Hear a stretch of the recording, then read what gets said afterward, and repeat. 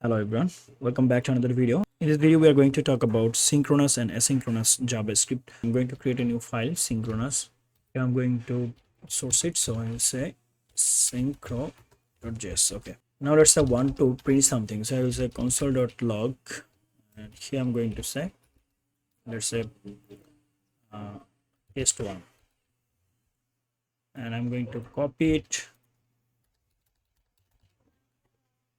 test2, 3, 4, 5. So now if I go to the browser, here you can see test1, test2. So this is called synchronous. So let's say I have some mistake here. Let's say a mistake. I will say logs. Then what will happen? It only print test1. From test2 they are not printed. Why? Because I have made a mistake here. So by default JavaScript is a synchronous program. It means if it is find any error, it will block the code, right? So that is the reason actually we need asynchronous. Let's say we have some problem, or let's say we want to implement an API, and that time actually that API can take time, let's say 3 seconds, 2 seconds or something like this.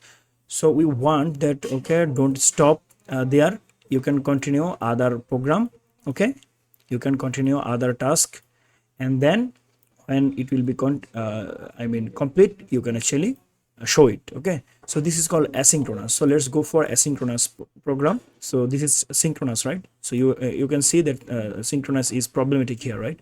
So let's go for asynchronous. Let's say I want to create some function, so I will say I will use arrow function. Okay, so I will say const let's say step one, test1, right? Test1.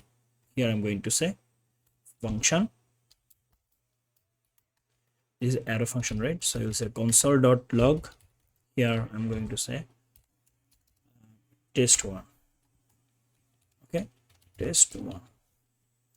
I'm going to copy it.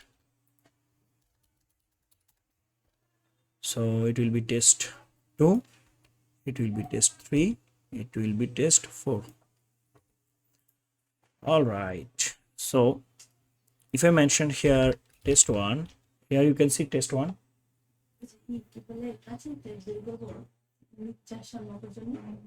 ইচ্ছা আমি জানি না, তোমরা কি মনে করো বের করা উচিত?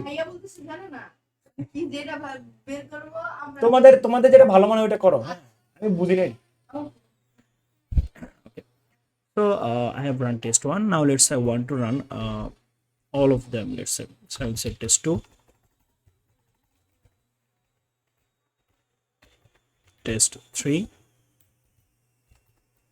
test4. All right, and here you can see, okay, I have to change it. All right, so 3 and 4. Here you can see all of them are showing here, but let's say I want to go for a test2. Let's say I want to say here load data. Okay, and here I want to say loading data. Okay, and then I want to say here const test2. Okay,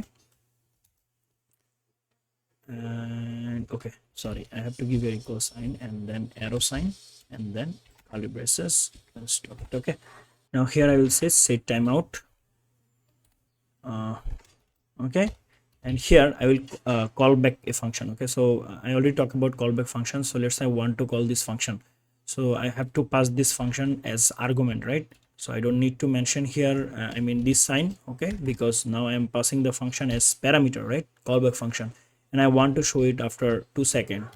So here, so now I will say test2.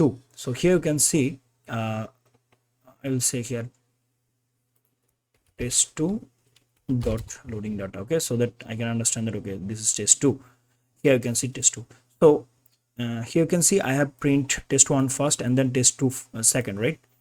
Then test3 and test4. But here you can see it's showing test1, then test3, test4 and test2. After all the function is executed, then actually it's showing test2. So this is now asynchronous. It means the program will not stop here, and not it will not actually take time. It will go for the rest of the function, and then it will actually show it. Okay, so this is the asynchronous program. So I hope you understand. Thank you so much for watching. See you in the next video. Till then, goodbye.